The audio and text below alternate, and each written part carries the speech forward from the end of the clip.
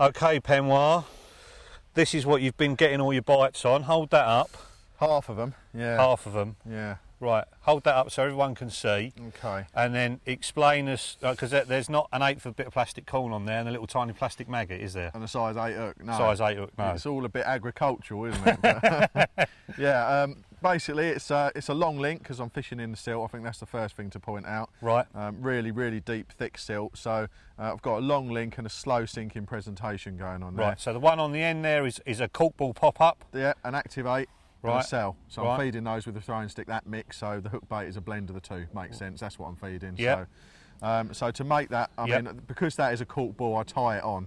So there's no hair stop.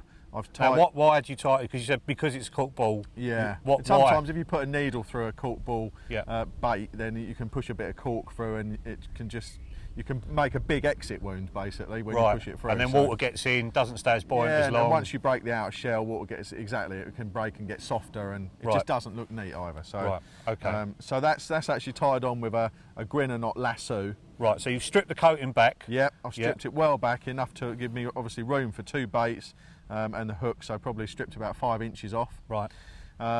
Formed a grinner knot loop in the end. Yep.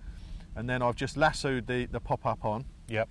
And then underneath that, and this is quite important, I've tied a couple of overhand knots within sort of 10 or 15 mil of the top bait. Right. And what that does, as you probably guessed by now, is when you slide your bottom bait on, it gives it something to grip to. So it's not sliding up and down the hair. Exactly. Right. So it doesn't end up getting too close to the hook. Exactly. And stopping the so hook they're working. locked in position pretty much. Right. Okay. There. And how's the hook tied on?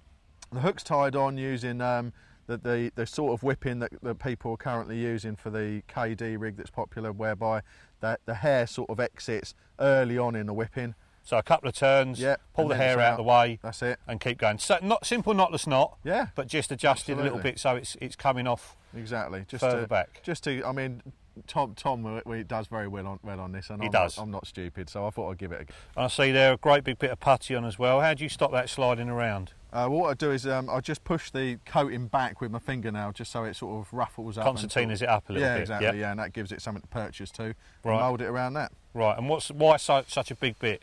Well, I don't know. I put it on all of my rigs down. I think it just helps to pull the hook down.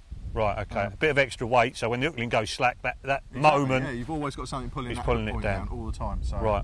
Okay. And we've got hybrid soft by the look of it on there. It's hybrid soft. Tied on. Dark bottom, 5-turn grinner knot straight to the ring swivel. Right. Okay. Very and that's simple. Just that's locked in. That ain't slipping, is it? That's never coming off, which obviously means that straight away, as soon as the fish runs into anything, well, in fact on the tape, which is the lake regulation, you're dropping the lead. Right, okay. Which is and he requests that, doesn't he? Because if the lead doesn't come off, the fish get snarled up in the weed and you end up losing them anyway, or they get tethered up or whatever. Absolutely. So that just helps when you are fishing in weed. It just helps you to get every fish in. Right, and this fella, this what can only be described as a contraption. Hold that up and let's have a look at that. Tell us what it is, why you use it and how you tie it. Well, this is, I say, my version of the hinge stiff rig, which I developed a long time. I say developed, it's very simple. Instead of using the Amnesia stiff boom as we were using 10 years ago or so, found that if you want to cast this at showing fish and fish it over any kind of bottom, I wanted something that was more forgiving as a boom section, so it wouldn't stick up. So it wasn't bolt upright out the bottom, and if there was a bit of weed or something, it wouldn't stick up and it would still sit down and blend in.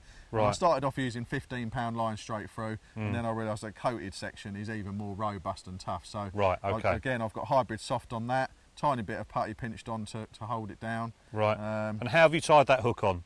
Well, that is just a very basic, simple knotless knot. Right. Size 6 choddy, 20-pound bristle filament.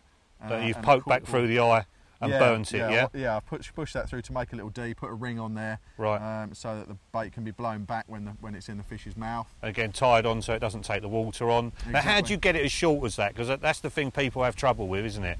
Yeah, well, I mean, you can. The nice thing about the bristle filament, Dan, is you can tie it, because it does not slip. You can tie it with a 1-turn blood knot. Really? And it will not come undone. Once around through the eye, pull it tight. That's it. That's it. So if you want to tie it down, I can get these down to like 10 mil. Right. With a 1-turn, and you know, if you bear in mind you've only got to use 1 turn, you can get it really short. Right, you'll be doing me some later on then, son.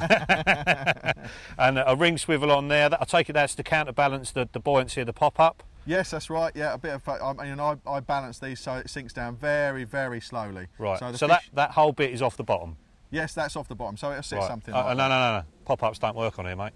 No, they don't. No. Actually, that's a bit. Or that's boilies. 18 miller and all. Yeah. It's a big bait. Size 6. Well, I don't know.